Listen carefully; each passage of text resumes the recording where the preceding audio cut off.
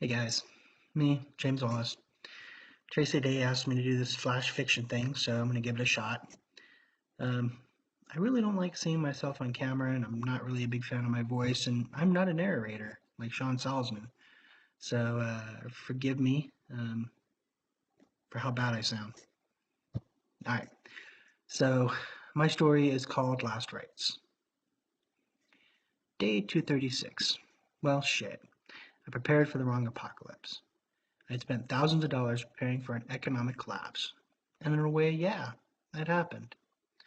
All the gold I had bought before the world fell was worth less than a 3-day-old spoiled piece of fish. I'm at least thankful that my hoarding included water and dehydrated food, and enough liquor to keep me constantly trashed. If my family or friends ever find this journal, I just hope you know I tried my best. I wish Frankie, my son, and the neighbors would stop banging on my window and doors. The sound is driving me crazy, but what really gets me though is when they moan. That sound grates my nerves. I keep looking down to the Glock in my lap. My wife, Amira, didn't want me to buy the thing or the two AR rifles. She's from England and vehemently against guns.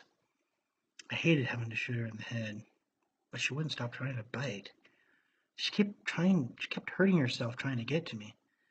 I had to put her down. It was the humane thing to do.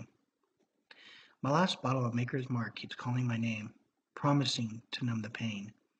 I picked up the bottle, pulled the red wax cord sealing the cork in place, and tossed it on the floor. My mouth started to salivate at having the liquid coat my tongue and throat as it washed itself down into my stomach. My trembling fingers twisted the cork out of the bottle and tossed it on the floor to join the wax cord. I tipped the bottle to pour the precious amber liquid into a glass and stopped. I put the bottle down, forced myself to my feet. I wanted to walk through my house and say goodbye to the memories before doing the only thing left to me. I was out of food and water, and with my house surrounded by dead, I had no chance to make it to the truck. I started in the living room, took my time, touching each face in the photographs decorating the mantel over the fireplace. My mom, dad, brother, two sisters were the first ones I stopped at. I hadn't seen them in a long time. I was scheduled to go out and see them on my birthday in just 2 months, and that would never happen. I moved on to my friends and buddies from childhood, and the ones I bled with in Afghanistan under the hot sun. I lost my right leg on a bad day out there, stepped on an IED. Got a brand new shiny titanium one, though, out of it. I stopped at the urn holding my dog Matilda's ashes. She had been the best dog ever, so loyal and protective. Everyone warned me we were buying a Doberman Pinscher with having a small child, but she bonded with Frankie and protected him with her life, which she ended up giving on a warm day in June when she attacked the cougar that had come onto the property and tried to take Frankie. She had killed the cougar, but died from her wounds 2 days later. I took down the last picture on the mantel and pressed it against my chest. It showed me, Amira, and Frankie laughing as we had one of our famous tickle fests. I walked down the hallway, sticking my head into Amira's craft room first. I stared at the sewing machine and craft table with half-finished projects. I could hear her voice telling me she'd be out after she finished her newest. I smiled at the memory and moved down the hallway. I stopped at Frankie's playroom, turned study. He had grown to the age that toys are too childish, as he kept telling me. I'd picked up his toys, bought him a powerful computer and a desk, as well as a little couch and Xbox. He could always be found in this room, many times asleep on the couch with a school book open on his chest. I would come in and gather him in my arms and carry him to this room, put him in bed. I thought I heard his voice telling me to come in and check out his new game or story he had written. I swear that kid was going to become the next James Patterson.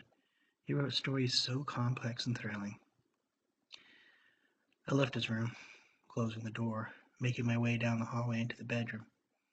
I stepped in and was shocked to see my wife dressed in her favorite Raiders t-shirt and little red booty shorts, as she called them.